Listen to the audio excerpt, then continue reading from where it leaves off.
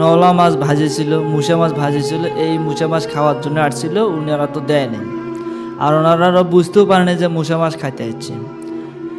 তারপরে ওই সময় প্রায় বিকেল 4টা বা 5টার এদিকে আমার ওই চাচি হাঁস আছে, মুরগি আছে, সে হাঁস মুরগি তুলতে গেছে। তুলতে যাওয়ায় ওখান থেকে পিছলি বললো একটু হালকা করে। পিছলি পড়ার কারণে দেখা গেল তার পা ভাঙে গেল। ওখানে পিছলি পড়ার কোনো অপশনই নাই, তারপরে ওখানে পিছলি পড়ে যা তার পা ভাঙে গেছে। পা ভাঙে যাওয়ার কারণে সে আমার চাচি অসুস্থ হয়ে এখনও পর্যন্ত পড়ে আছে। ওখান থেকে নিয়ে এলো এসকেএস হাসপাতালে নিয়ে এসে ব্যান্ডেজ ট্যান্ডেজ করে নিয়ে গেল। নিয়ে যায় ডাক্তার এগুলো যেটা কেমনে ভাঙলো, কয় খালি পিছলি পড়ছে। কয় পিছলি পড়ার ভাঙ্গা তো এরকম হতে পারে না।